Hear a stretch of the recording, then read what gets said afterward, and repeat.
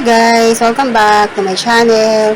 So, ang ating dinner for today na aking hinanda ay tchan! Pinoy Spaghetti. So, yan po ang aming dinner for tonight. Spaghetti, hindi po tayo mag-rice tonight. At meron tayo ditong green salad. Simpleng salad lang yan. Lettuce, cucumber, and apple. At meron tayong water. At meron tayong let's start eating! So, unahin natin ang ating Pinoy Spaghetti. Ang masarap ng spaghetti pataas, pataas. Siyempre, puro pataas dapat para tumaas yung ating views. Alam na, kailangan natin ng mataas na views para tayo ay ma-monetize. So, tulong-tulong. Ayan. So, yung sinahog ko dito sa aking spaghetti ay beef, ground beef, and then yung mushroom slice. So, yun lang. Ganun lang siya kasimple. Nakalimutan ko nga lagyan ng hotdog eh. Naalala ko tapos na. So, hindi na natin pwedeng ihabol yung hotdog. Tapos, yung noodles, binili ko yung yung linguine. Yung siya, malapad. And then, yung sauce ay, syempre, walang katapusang Del Monte. So, ito. Kain po.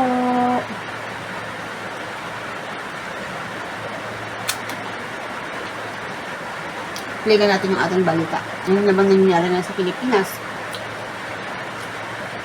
Sunog.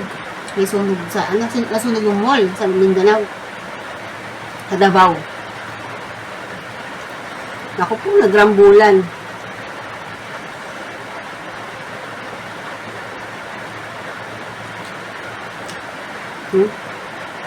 Mga smuggled na sigarilyo. So, yun yung mga headline news sa TV Patrol na yan.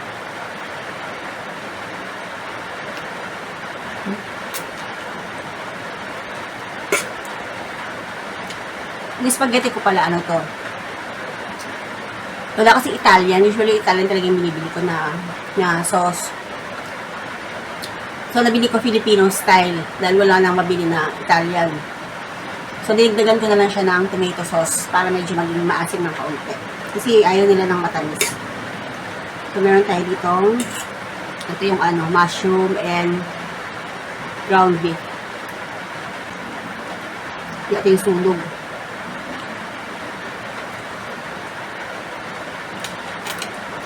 Parang araw-araw na lang meron sunog. Nakakatakot. Kung manonood ako ng balita, lagi may sunog. Hindi na naubos. Patikman pala natin yung bread kung anong lasa.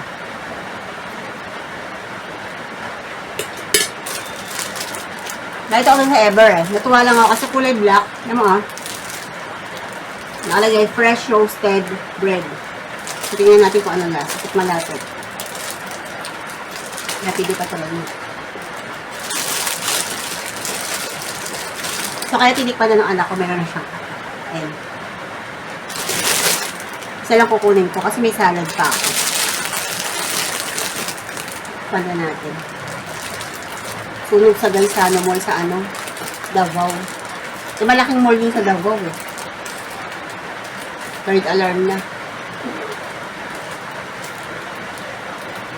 Kaya ay masarap. Wait lang. Kasi titigas tong bread pag hindi natin sinara agad. Tatawin na natin. Isa lang kasi kakainin natin. Yun Ang lakas. Masunod yan.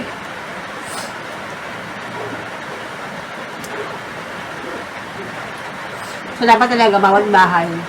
Pero mga far exit. Kaya dapat yung mga bahay nyo turo nyo sa mga anak nyo. Saan yung far exit. Kapag wala kayo sa bahay, at least yung mga anak nyo lang nandoon, alam nila kung saan sila lalabas pag nagkaroon ng sunog. So, kailangan tinuturuan din natin yung mga anak natin kung saan ba dapat pumunta pag may sunog, saan ba pwedeng pumunta kapag nagka-earthquake. So, kailangan tayo sa bahay bilang magulang, tinuturo natin sa kanila yung mga ganon, mga emergency. So, diba? Sa mga sunog, usok-usok nga ngayon. Paano lang kung wala ka sa bahay, alam din ng mga anak mo. So, kailangan alam nila na huwag silang magpanik, dito kayo pumunta, dito kayo bumaba, dito kayo pagka sakali magkaroon ng earthquake or ng sunog. Diba? Kaya nga dito sa bahay, yan ang kay asawa ko. Paano pa nagkaroon ng earthquake? Saan ba siya dapat pumunta? At tinuro ng asawa ko, dito ka sa ganito pumunta. Sa labas ng bahay, meron ditong parang poste na matibay. So, doon ka lang, huwag kang aalis doon. Ganun.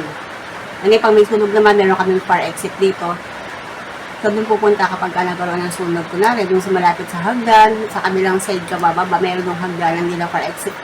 So, doon naman sa may bandang fire exit, doon ka sa pinaka-main na hagdan bababa. So, huwag mong papanik dapat. Hindi ayaw mong kwento, hindi ka na nakakain. Ang spaghetti ko, lumamig na. So, para din naman ako nag-rinse nito kasi spaghetti, carbs din ko, di ba? Mabigat din sa tiyan.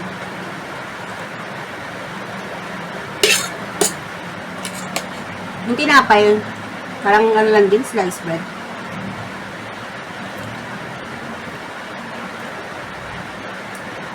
Siguro ano siya, kasi parang tinan niyo, maitim.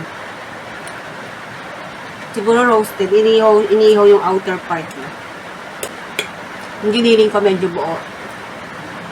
Pag niluluto kasi ako ng spaghetti, hindi ko masyadong hinahalo yung pinaka giniling. Hindi ko siya maluto para mabuo siya. Para siyang meatballs na nangyayari.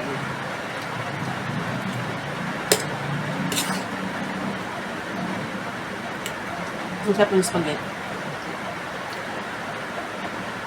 Sabi ko nga, di ba, wala akong hindi. So, lahat sa akin masarap.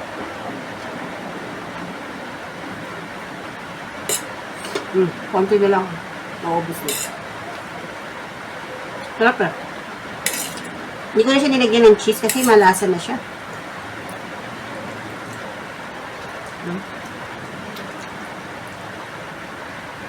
Sarap.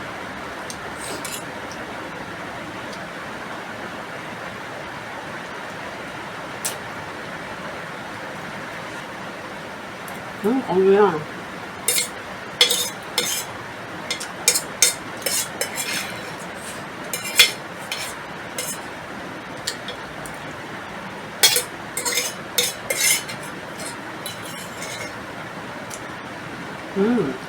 Wala na. Sarap. So, yung tinapay, hindi siya ganun kasarap. Parang dry siya. First time wala kasi bumili nito. Kaya ano, tinry ko lang naman. Kasi nakita ko nga kakaiba, parang kulay itim. Alagay roasted.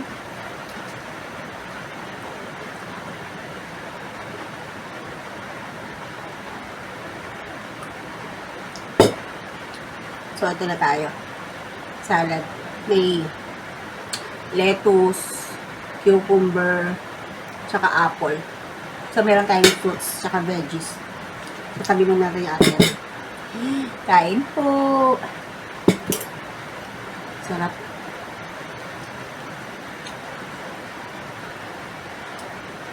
Nalagyan ko lang siya ng honey mustard na sauce. Konti na nga lang yung nalagay ko kasi wala na. Ilang araw kasi kami nag-salad. Kaya, naubos na yung sauce. Dati pa yung sauce na yun. Ang laki ng salad.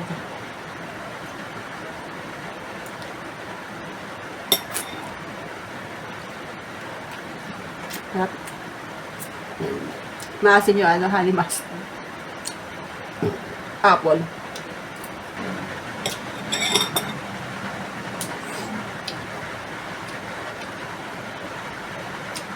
Yung mga smuggled na no? Sigarilyo. Dami mga ganyan. Sa mga sari-sari store, may mga nabibiktima ng ganyan. Dati nakabili asawa ko yata na parang iba din yung lasa. Sabihin yun, fake. Kasi syempre pag naninigarilyo ka na, alam mo na kung ano yung lasa nun eh.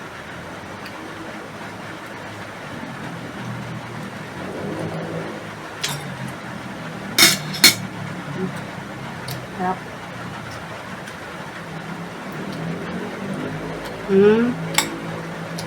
Dami box.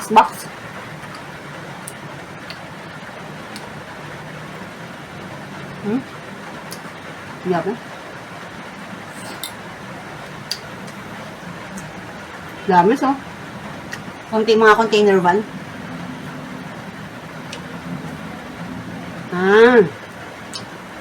Checkpoint kasi, tapos tumakbo yung driver. So, yun, sinundan. Yung pala mga smuggle pala yung karga.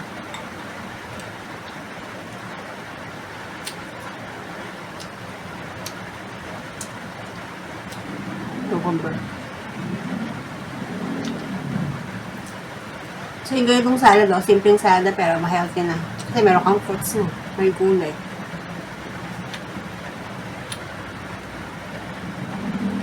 Kasi pag bumili ka ng yung salad na nakagawa na sa mga mall, ang mahal.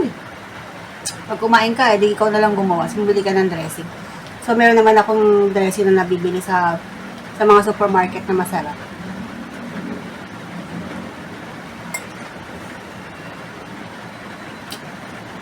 Tug na ako. Hindi sa tiyan ng spaghetti. Ano po yung makulong? No?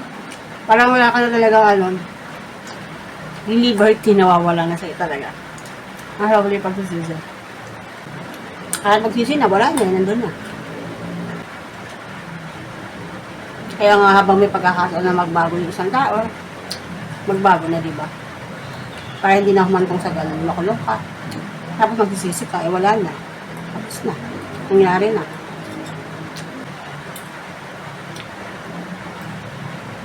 Bata. Ay, excuse me, busog. Thank you po. Ayaw ko. Nakalag ko yung labi ko. Kami nakaalala sa akin. Sino kaya? Ang cute ng damit niya, Yung bata mabala, nakalimutan ko sa TV pa to. Sian Hernandez. Ang cute ang damit niya pula. Favorite color kasi. Favorite color ko, red. Tapos pag nalalaki, favorite color ko naman, gray. Kaya pag binibili ako, isama ko ng damit, gray. White, gray yan. Nubusog na lang yung apple kasi busog na ako.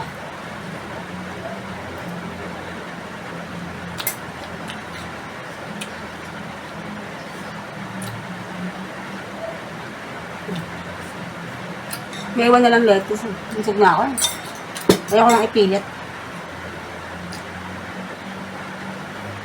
Pwede pa naman yung bukas. Lalagay ko lang sa ref.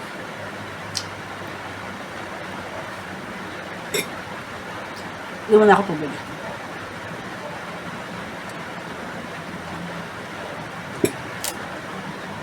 Bago ko i-end itong ating video, magpapasalamat ako sa lahat ng mga nanonood ng aking mga ginagawang video, eating video, cooking video. Don't forget to like, subscribe, para ma-monetize ka agad yung ating second channel. Thank you for watching.